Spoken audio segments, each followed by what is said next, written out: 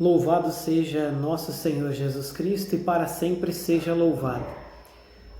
Hoje, dia 3/9 de 2020, nós temos a nossa liturgia diária com um trecho bíblico que nos vai transformar a partir deste momento, porque a cada vez que nós visitamos a Sagrada Escritura, passam-se anos, pessoas pregam de formas diferenciadas, mas cada um tem uma visão diferente por conta da visão do Espírito. A palavra de Deus ela é viva e eficaz. Ela tem sempre uma visão nova, uma curiosidade nova, um despertar novo para cada um de nós.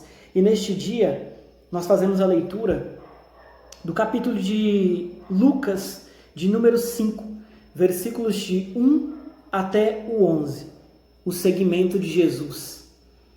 Certo dia, Jesus estava na margem do lago de Genezaré. A multidão se apertava ao seu redor para ouvir a palavra de Deus. Jesus viu 2 barcas paradas na margem do lago. Os pescadores haviam desembarcado e lavavam as redes. Subindo numa das barcas, que era de Simão, pediu que se afastasse um pouco da margem, depois sentou-se e da barca ensinava as multidões. Quando acabou de falar, disse a Simão: avance para águas mais profundas. Avance para águas mais profundas e lancem as redes para a pesca.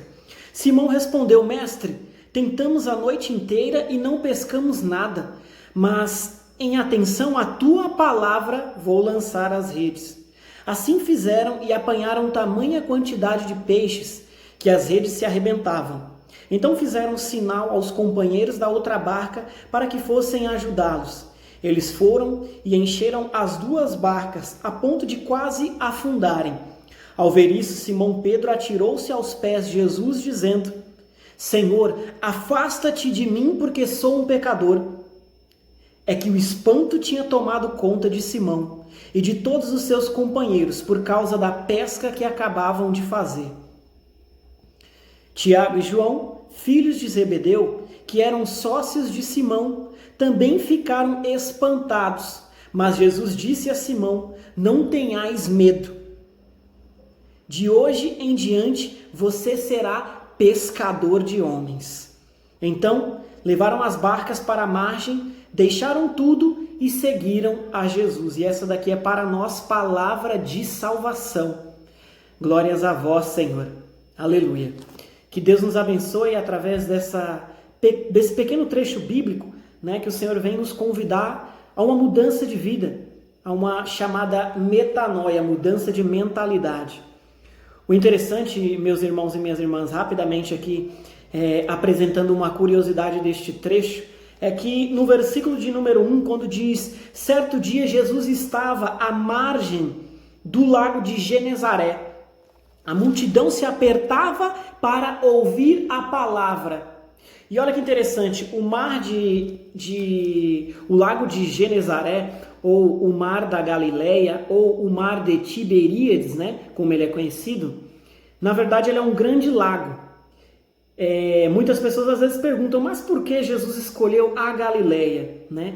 Muitas pessoas também sabem que a Galileia era a periferia, né, daquele estado, daquele lugar, onde Jesus se apresenta e começa ali, né, grandes prodígios e milagres. A importância do lago de Genezaré, o mar de Tiberíades, ou como queira, né, o mar da Galileia, é muito importante para cada um de nós, para que nós possamos entender que de fato Deus não faz afeição de pessoas e nem escolhe, mas escolhe quem Ele quer. É do seu feitio fazer isso, escolher pessoas de pequeno estatura, de pequeno porte, pessoas humildes, simples, né? Um historiador bem antigo chamado Sérgio Husser, ele vai dizer que Jesus escolheu a Galileia em si por de fato ali ter homens que, como os pescadores, que tinham um desenvolvimento diferenciado em meio ao povo. Por quê? Porque eles precisavam encontrar os cardumes, eles precisavam pescar o peixe, e era a própria sobrevivência deles.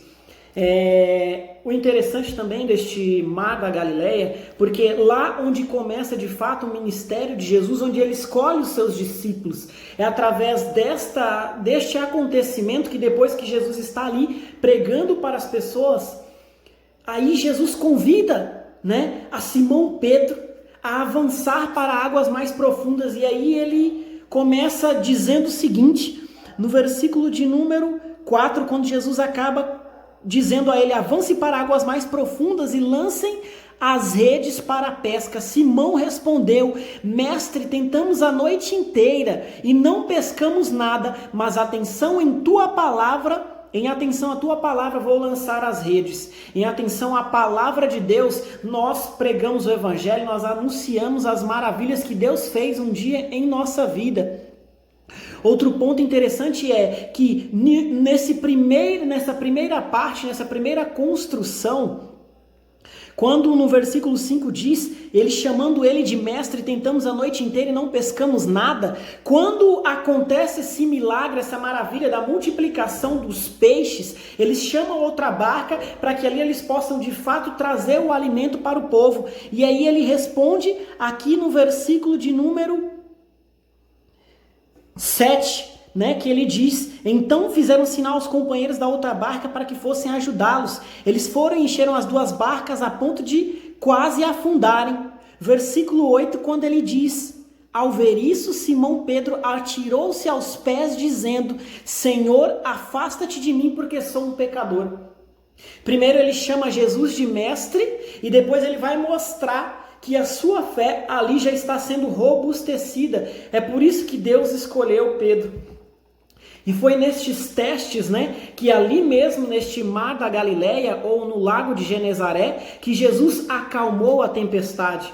Foi no lago de Genezaré também que Jesus caminhou sobre as águas e chamou dizendo a ele, venha ao meu encontro, caminhe sobre as águas. Foi ali de fato que Deus foi firmando-se ao ver qual era o chamado de Pedro, e Pedro sempre respondendo com a sua fé, e aqui nessa demonstração que ele antes chamava-o de mestre, e no complemento final, depois do milagre, ele chama de o Senhor, porque ele já começa a entender quem é este Deus, o Filho humanado de Deus aqui na humanidade, Jesus Cristo, nosso Senhor, Rei e Salvador.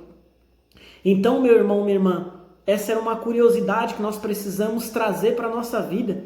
Jesus não faz afeição de pessoas e ele não importa qual que seja o seu cargo, o seu ministério, o seu serviço, o local onde você esteja, numa pastoral, num movimento, mas Deus pode transformar você. Um dia, São Tomás de Aquino, escrevendo as suas Sumas Teológicas, foi perguntada pela sua irmã que invadiu o seu quarto ali no momento que ele escrevia aqueles enormes livros, as Sumas Teológicas, e aí ela pergunta para ele, Tomás, o que eu faço para ser santa? E ele responde, querer.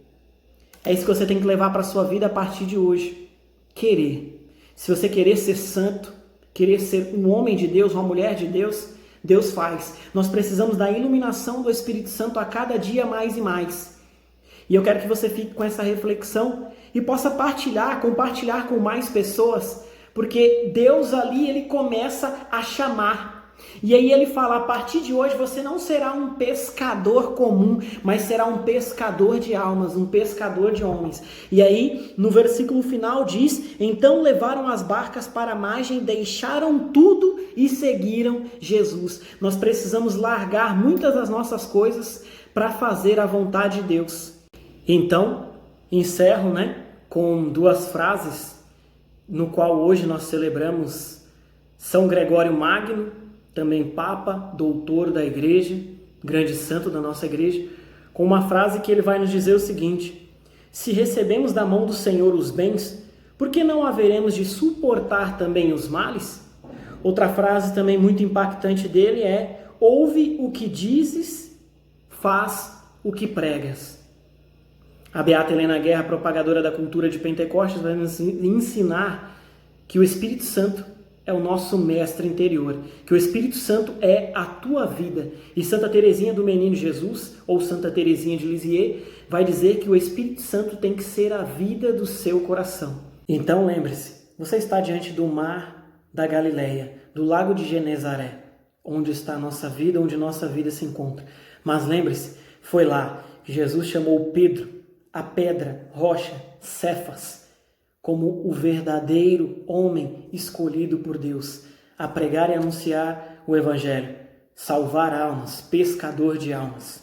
Lembre-se também, foi no mar da Galileia, no lago de Genezaré, que Jesus caminhou sobre as águas. Também foi lá que Deus acalmou a tempestade. Não se preocupe, porque também, em meio ao mar da Galileia, Jesus, no Monte das Beatitudes ou das Bem-aventuranças, pregou o Sermão da Montanha. Onde você estiver, Deus irá te convencer. E por causa da tua palavra, nós iremos anunciar o reino de Deus. Me chamo Jonathan, tenho 32 anos, sou membro e fundador da comunidade mariana Cavaleiros da Imaculada.